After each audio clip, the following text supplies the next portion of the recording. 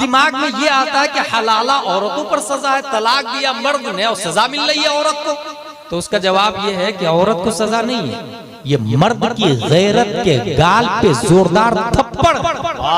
अगर 3 तलाक दे दिया अपनी बीवी को 3 तोहर में, शरीयत के दायरे में, इस्लामिक तरीके से, तो ऐसी सूरत में अब वो ये चाह रहा है कि मैं उसके साथ रहूं, तो इस्लाम ये नहीं कह रहा कि तुम पे रहना फर्ज है।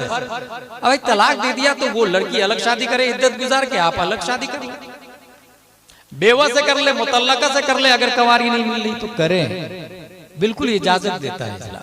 लेकिन उसी के साथ करना फर्ज वाजिब नहीं है। लेकिन आप ये कह रहे हैं कि नहीं मैं उसी के साथ करूंगा, उसके बगैर मेरा चारा ही नहीं है, मेरे 2-3 बच्चे हैं, तब इस्लाम ने कहा कि ये सूरत है कि वो तजदीद निकाह करे, वो खातून किसी और से निकाह करे, उसके बाद में वो अपनी मर्जी से डिवोर्स दे, और तरीका वही होगा डिवोर्स का, 1 तलाक दे दे, उसको भी 3 तलाक देना जरूरी नहीं। चंचल साहब, वो भी 1 तलाक दे दे, इद्दत के बाद बीवी हराम हो जाएगा, उसको भी 3 तलाक नहीं, 3 तो देना ही जायज नहीं है।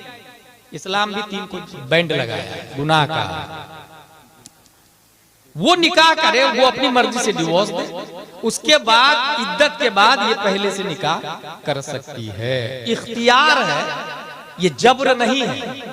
अब दिमाग में ये आता है कि हलाला औरतों पर सजा है, तलाक दिया मर्द ने और सजा मिल रही है औरत को, तो उसका जवाब ये है कि औरत को सजा नहीं है, ये मर्द की गैरत के गाल पे जोरदार थप्पड़।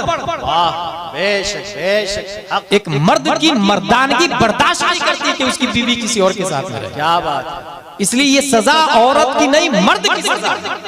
औरत की क्यों सजा नहीं? जिस तरीके से औरत पहली बार अपने शौहर के साथ निकाह की, एक शख्स से निकाह की, बाद में शौहर बना, जब पहला निकाह हुआ था उनके साथ में वो रही थी, रहना जायज था। ऐसे ही किसी के साथ भी निकाह के बाद में रहना ऐसे ही जायज होता है जैसे पहले शौहर के साथ जायज। तो फिर सजा कहां से हुई भाई साहब? पहली बार शादी के बाद अपने शौहर के साथ सोना सजा है क्या? जब पहली बार सोना सजा नहीं है तो दूसरी बार सजा क्यों?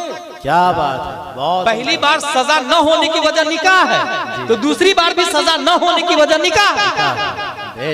ये बुनियादी पॉइंट है, इसलिए वो सजा दरअसल मर्द की है।